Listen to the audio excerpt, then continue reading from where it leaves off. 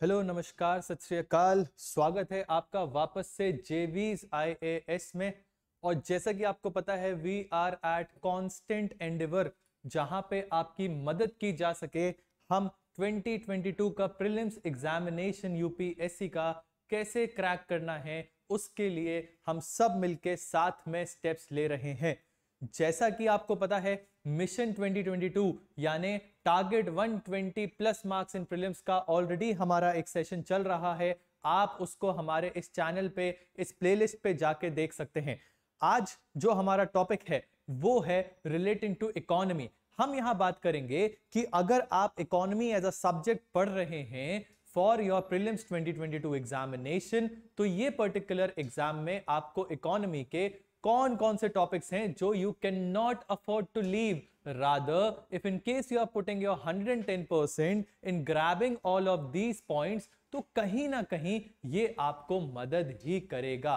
तो आते हैं, देखते हैं पहले थोड़ा सा एनालिसिस। अगर हम एनालिसिस पे जाएं तो यहां देखने की कोशिश कर रहे हैं कि आउट ऑफ इकोनॉमी कितने सवाल ऐसे हैं जो इकोनॉमी में से आ रहे हैं। हमने देखा 2016 में देयर वर अप्रोक्सीमेटली 29 क्वेश्चंस जो इकोनॉमी सेक्शन से आए हैं। 17 में there were 25, then again 25, then in 2019 there were approximately 27 questions, 2020 में 21 एंड 2021 में देयर वर 14 क्वेश्चंस।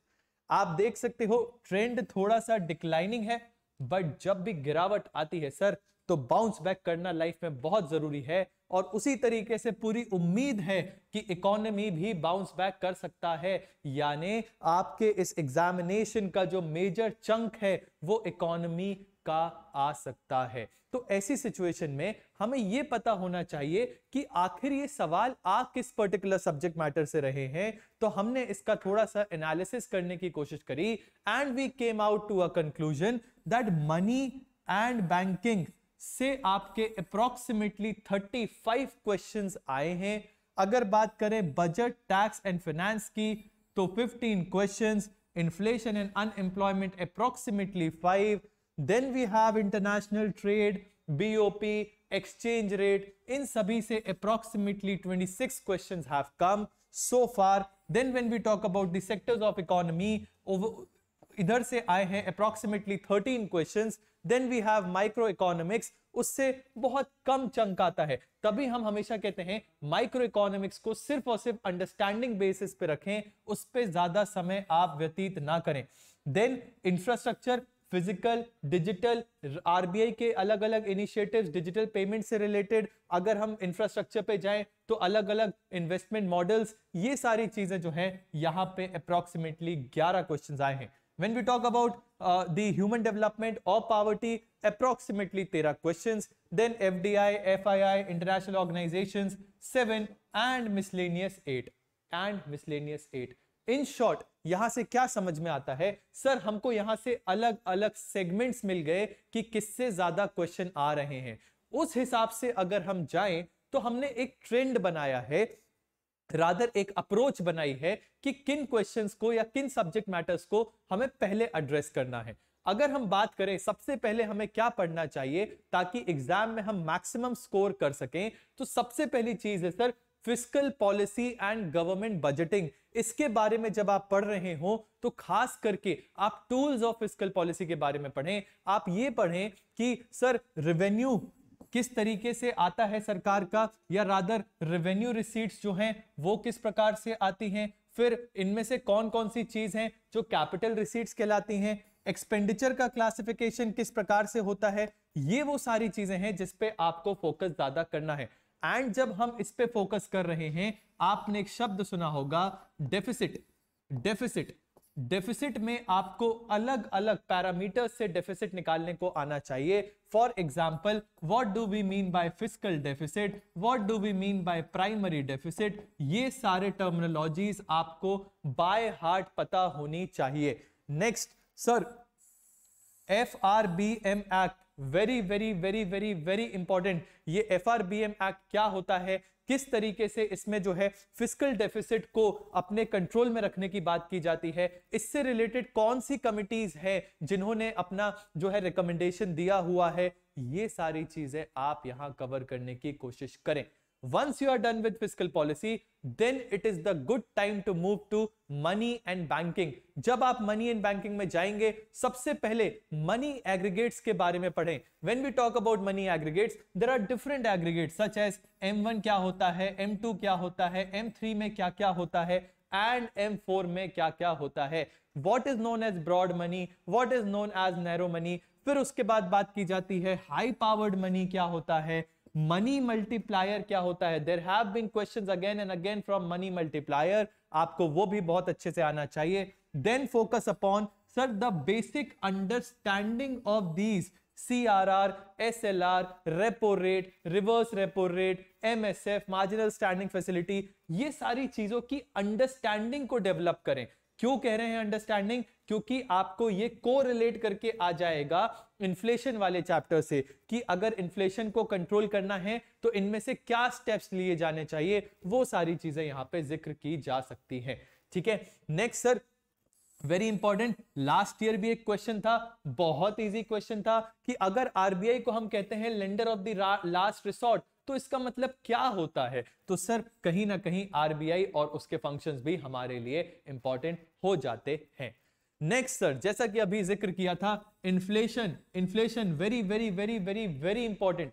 जब आप इन्फ्लेशन को पढ़ने जाएं तो सबसे पहले ये देखें कि इन्फ्लेशन के टाइप्स क्या होते हैं. सर डिमांड पुल होता है, कॉस्ट पुश होता है. इसके कॉजेस क्या होते हैं, किन तरीकों से डिमांड पुल हो सकता है, किन तरीकों से कॉस्ट पुश कहा जाता है. जब आप इसकी अंडरस्टैंडिंग ले लें, देन इसको मेजर करने के तरीके क्या होते हैं. Sir WPI wholesale price index, sir CPI consumer price index, sir GDP deflator, ये सारे टर्मिनोलॉजीज को अच्छे से समझें. अगर WPI की बात की जा रही है तो WPI में हम सर सर्विसेज को इंक्लूड नहीं करते, बट CPI में करते हैं. WPI का बेस ईयर क्या है, CPI का बेस ईयर क्या है, what is the difference between constant price and current prices. GDP deflator में हम किन गुड्स एंड कमोडिटीज को देखते हैं, क्या all the goods and commodities या कोई basket of goods and commodities है. ये सारे डिफरेंसेस आपको यहां से पता होने चाहिए. Moving ahead, the other topic is sir unemployment. When we talk about unemployment, सबसे पहले ये पता होना चाहिए कि unemployment होता क्या है. सर वो लोग जो कि willing है और able हैं काम करने के, उसके बावजूद जॉब नहीं मिल रही है, those are considered to be unemployed and not the ones जो willing ही नहीं है, जो UPSC की तैयारी कर रहे हैं, बाकी एग्जाम्स की तैयारी कर रहे हैं, they are not considered to be unemployed because this is something जो वो voluntarily कर रहे हैं. ठीक है सर. फिर इसके बाद क्या टाइप्स होते हैं अनएम्प्लॉयमेंट के, disguised unemployment, frictional unemployment, technological unemployment, ये सारे अलग अलग जो टर्मिनोलॉजीज हैं, you should know everything about them. Moving ahead sir, how to measure unemployment. यहां पे आपको पता होना चाहिए, if in case we are talking about the principal status, तो उसके अंदर दो चीजें देखी जा सकती हैं, एक यूजुअल प्रिंसिपल स्टेटस, दूसरा देखा जा सकता है यूजुअल प्रिंसिपल सब्सिडरी स्टेटस. इनकी टाइमलाइंस क्या है, क्या है इसका रेफरेंस पीरियड, कि सर प्रिंसिपल स्टेटस का रेफरेंस पीरियड इज 365 डेज, फिर करंट वीकली स्टेटस का reference period is 7 days, current daily status का इज आल्सो 7 डेज. फिर इनके अंदर क्या इंट्रिकेसीज हैं, वो सारा आपने डिटेल में पढ़ना है. Sir moving ahead, there is periodic labour force survey. हमारा जो पीरियोडिक लेबर फोर्स सर्वे है उसकी रिपोर्ट आई है, तो उसके क्या फाइंडिंग्स है, कितना अनएम्प्लॉयमेंट है, क्या रेट है, कहां पे जो है फीमेल का पार्टिसिपेशन ज्यादा है कि कम है, रूरल एरिया में अनएम्प्लॉयमेंट ज्यादा है कि कम है. इस प्रकार के ट्रेंड्स को आपने देखना है.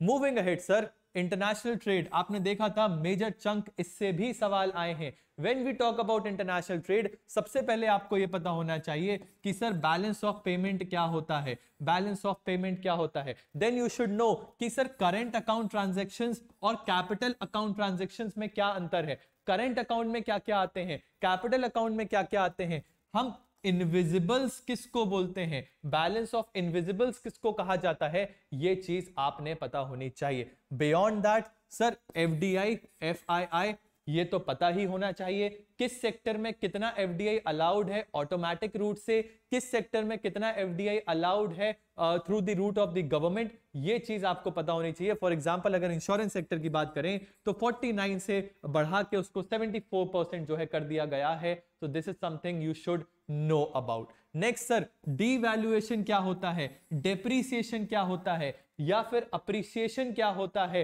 रीवैल्यूएशन क्या होता है, क्या ये वॉलंटरी होता है या मार्केट बेस्ड होता है, एंड फिर इसका असर क्या होता है, ये चीजों पे आपको पूरा अंडरस्टैंडिंग होनी चाहिए। इसके अलावा एक्सचेंज रेट बेस्ड अपॉन नीर एंड रीड, ये क्या होता है ये भी आपको पता होना चाहिए कि sir real effective exchange rate system क्या होता है, nominal effective exchange rate system क्या होता है, ये आप दोनों के बारे में इन डेप्थ पढ़ेंगे।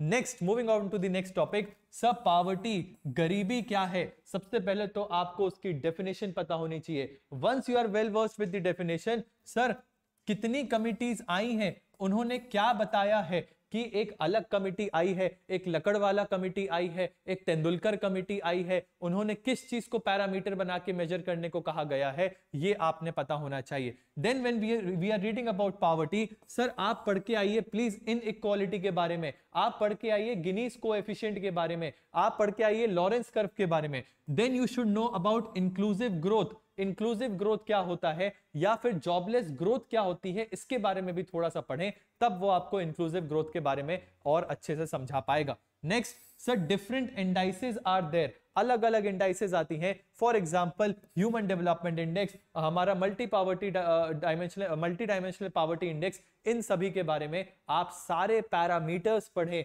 और अगर आपकी हंगर इंडेक्स है उसके पैरामीटर्स क्या है, क्या वेटेज दिया गया है, स्टंटिंग क्या होता है, वेस्टिंग क्या होता है, this is all what you should know about.